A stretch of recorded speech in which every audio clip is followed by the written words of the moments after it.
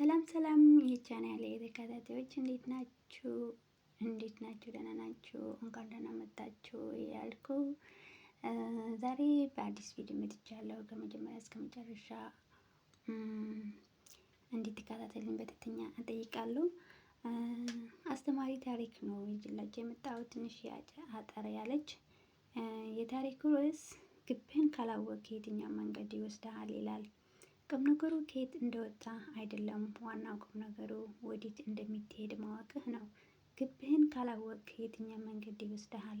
አንድ መንገደኛ ሰው ረጅምና አድካሚ የሆነ ጎዳና ካለፈ በኋላ መንትያ መንገዶች ላይ ደረሰ።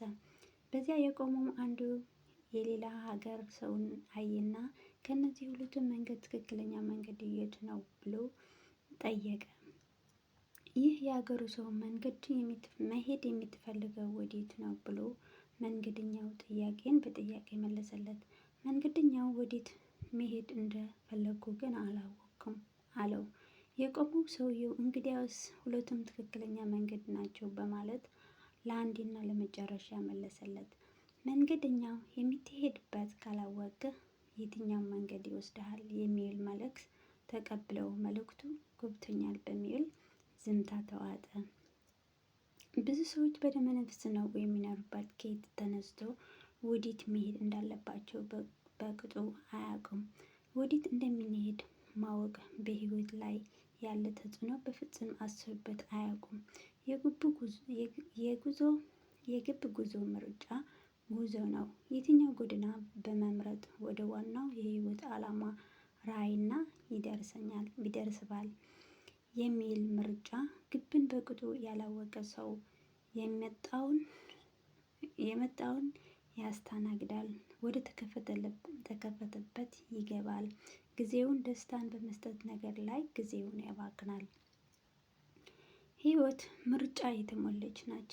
ጠዋት በስንት ሰዓት ከመኝታዬ መነሳት እንዳለብኝ ከሚወስነው ውሳኔ አንስቶ ማታ በስንት ሰዓት መኝታ ቤት መሄድ አለብኝ እስከሚለው ድረስ የምንመርጠው ምርጫና የምንወስነው ውሳኔ በዓለማችን ላይ ጣልቃ እንዳይገባ ይሆናል።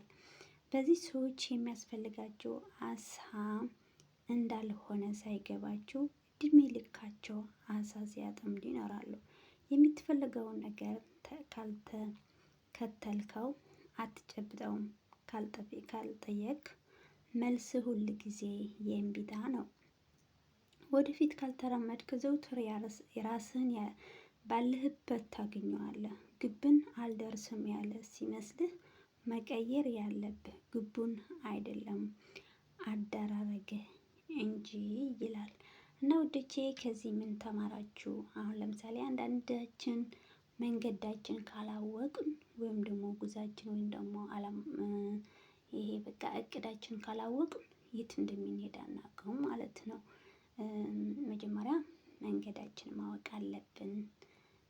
ከዛ ቀጥሎ ደግሞ የት እንደምንደርስ ምናምን ልክ እቤት ቁልፍ እንደሌለው ማለት ነው መንገድ ካላወቅን። እና ውዶቼ ማለቴ ከመጀመሪያ እስከ መጨረሻ አብራችን ቪዲዮ እንዲታይልን ትንሽ አጠር ያለች ናት እና በትህትና እጠይቃለሁ። እና በሌላ ቪዲዮ እስከምንገናኝ ቻው ቻው የኔ ቆንጆች።